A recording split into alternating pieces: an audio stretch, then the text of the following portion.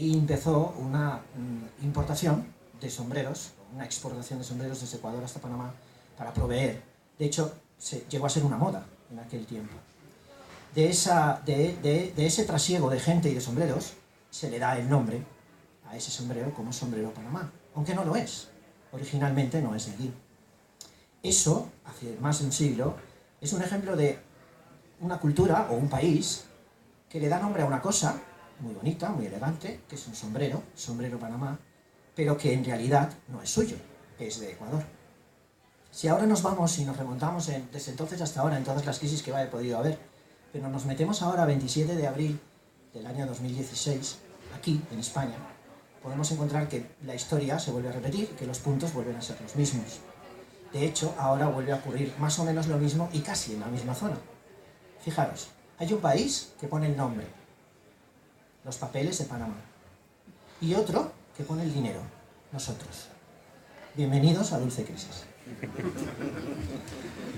Bien, esa sería un poco la historia picaresca, ¿no? del libro y de cómo se mueve, ¿no? Dulce Crisis es un camino que va recorriendo su protagonista entre lo amargo y lo dulce, entre el riesgo y la comodidad, entre hundirse y salir adelante. Es una historia de una persona que de repente, sin más, un viernes por la tarde pierde su trabajo. Y hasta ahí puedo leer, porque es el primer capítulo, está en la web de Dulce Crisis y se puede leer. A partir de ahí surgen un montón de cosas buenas y malas que hacen que la vida de esa persona cambie y termine siendo lo que ella quiere. De alguna manera intentando dominar ese futuro, pero con muchas dificultades. Con corrupción, con política, con muchas cosas. Eso es en realidad la novela. ¿Cómo surge? Bueno, pues surge porque hace muchos años, de hecho es una historia que podría encuadrarse desde el año 9 hasta el año actual, diríamos, hasta el año 16. Yo voy tomando notas sobre lo que va ocurriendo y como sabéis algunos, que tengo un blog y voy publicando cosas en ese blog, pero esas notas que tomaba era imposible publicarlas en el blog porque no eran atractivas y además en una fase inicial en la que yo estaba buscando trabajo, para mí hubiera sido contraproducente escribir cosas de ese tipo y colgarlas públicamente. No me hubieran hecho nada bien, ¿no? Las fui guardando.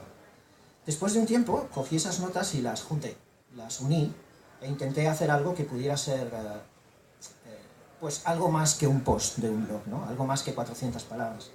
Lo conseguí, eran muchas palabras, pero la verdad es que no tenía sentido, porque estaba escrito por un matemático y aquello era infumable. O sea, es que me aburría hasta yo leyendo. Total que lo guardé en un cajón. Pasó un tiempo, pensad que este proceso son aproximadamente 3 años y medio, y después de ese tiempo lo que pensé, con ganas de que aquello saliera, era inventarme una historia y meter esos apuntes dentro de una historia. Y ahí empezó mi cabeza a darle vueltas, ¿no? A ver qué podía hacer. Mi hemisferio izquierdo, que es el único que utilizo, igual que Carlos, se resistía mucho a hacer algo más que no fuese eso, sota, caballo, rey, ¿no? Entonces le tuve que pedir permiso a mi hemisferio derecho, que es el que usamos los matemáticos, para que me diera inspiración sobre qué demonios poner allí para que aquello se pudiese leer. Y bueno, ahí fueron surgiendo ideas y una historia, que es la trama, es la novela, en la que surge todo lo demás. Encontraréis después que la novela tiene una parte profesional y una parte, diríamos, narrativa, que sería el punto en el que puede resultar más simpático leer. Tiene 3 partes, la parte de nos han jodido y porque yo, la parte me hundo, socorro, y la parte tiro para adelante, pase lo que pase, ¿no? Con esas 3 partes se va construyendo esa historia. La edición en sí fue algo más complicado, diríamos. Esos 3 años y medio, y después de que en la última época, que fue el verano pasado, yo diera a leer la novela a varias personas y opinaran y me dieran ánimos y pensaran que podía tener algo de sentido editarla, la volví a guardar en un cajón durante 6 meses. Esos 6 meses transcurridos hasta diciembre hicieron que, no sé por qué, si porque cambiábamos de año o yo qué sé, volviera a sacarla. Compuse el manuscrito, corregimos, hicimos un montón de modificaciones, y la envié a 4 lugares, 4 editoriales. De ellas, una no me contestó, 2 me dijeron que no, y otra, un día estaba en mi casa, lees el correo, y me entra un correo que dice: hola Chimo, hemos leído tu novela y estamos interesados en hablar contigo para ver si se puede publicar. Como entenderéis, Yo leí el correo 7 veces, más o menos. Creo que serán más, pero bueno, aproximadamente 7 veces. El correo me lo enviaba Paz, me levanté, me tomé un café, me lavé la cara, volví a sentarme, volví a leer el correo 7 veces, al final había un teléfono y llamé para hacer una reunión. Evidentemente, a partir de ese momento, mi agenda estaba en blanco. O sea, la reunión fue esa tarde, claro. Evidentemente. O sea, no puede ser. Sí, como la de Rajoy, más o menos estaba igual de ocupada. Como la agenda de Rajoy, sí. Y esa fue la historia, ahí empezó todo. Conocí a Paz, conocí a Quique, se puso en marcha, empezamos a trabajar la idea, empezamos a ver cómo podría salir adelante. Incluso la anécdota de la portada, porque cuando la línea editorial de la colección, que siempre la veréis, tiene esa misma composición, bueno, había que poner una portada y a mí se me ocurrió decirles en aquella, no, pues yo tengo fotos de la playa, de Urriana, pues voy paseando y a veces hago fotos. Ay, pues bueno, envíalas. Bueno, pues esta es una foto de la playa de Urriana, del mar. Luego tampoco tuvimos que comprar ninguna foto, eso nos salió bien. Más barato, nos ahorramos eso. A partir de ahí, lo demás pues ha sido alegrías y, bueno, ver realizado un sueño.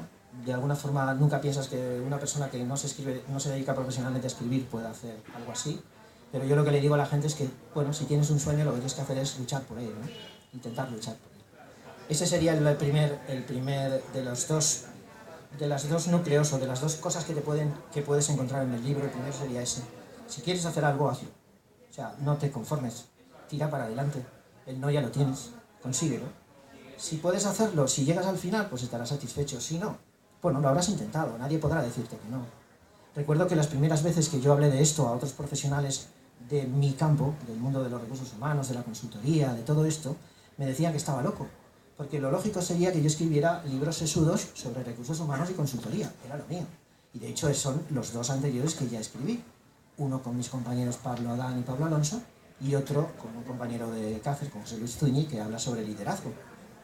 Me decían que si hacía esto, quedaría fuera de ese terreno. Es decir, no se esperaba que una persona como yo se metiera en el mundo de la novela. Y que eso no iba a ser bueno para mí, porque mi imagen podría cambiar.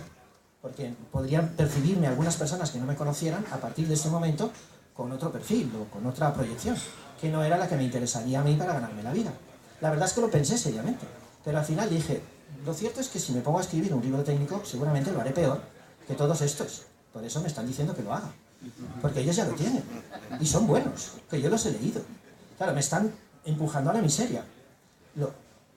Y lo que no esperan de mí es que haga lo contrario, es decir, que haga esto.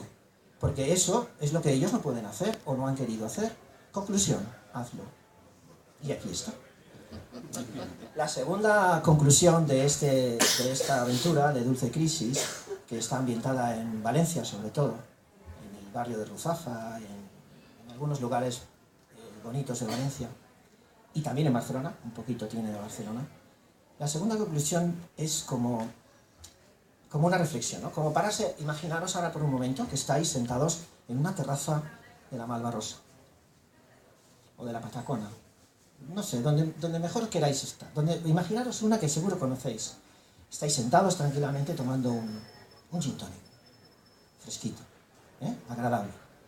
Estáis con otros amigos, estáis disfrutando de la tarde y la conversación no tiene mayor trascendencia, simplemente lo estáis pasando bien, estáis relajados, estáis a gusto. No queréis, tampoco habláis de crisis, ni de política, ni de elecciones, ni de vaya panda de... paréntesis. Y en ese momento determinado, de esa situación, de ese gin tonic, de ese disfrutar, que a veces incluso no hay ni conversación, simplemente os estáis mirando, estáis a gusto.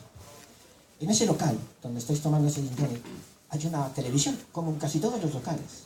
Hay una televisión colgada en la pared, que ya es un mueble, que normalmente no tiene voz, y que nadie la escucha, porque no le ponen voz, porque el ambiente es otro.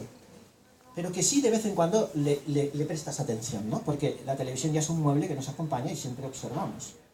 Conforme estáis tomando ese café, ese gin tonic, esa cerveza, a gusto, en uno de esos silencios, todos los que estáis en esa mesa giráis la cara, os ponéis a ver la televisión en ese momento y estáis viendo como de repente en las imágenes de la televisión van apareciendo personas que reconocéis, que sabéis quiénes son, porque los habéis visto muchos días en muchos periódicos. Y uno a uno van entrando uno a uno, poco a poco, en una cárcel. Uno tras otro. En una cárcel de la que nunca van a poder salir. Y conforme estáis saboreando el gin tonic, vais viendo como, ostras, este es fulano. Uy, mira tú, a ese también lo han pillado. Ah, este ya era hora ya que entrara. Mira este también. Uy, este había salido y ahora vuelve a entrar. Ah, ese relax, ese saber estar allí con tu copa, apreciando como esos que durante años han estado haciendo lo que les ha dado la gana, a costa nuestra, llegan al lugar que les corresponde gracias a una dulce crisis. Gracias por haber venido y ahora si queréis podéis preguntar lo que queráis y yo os contesto encantado.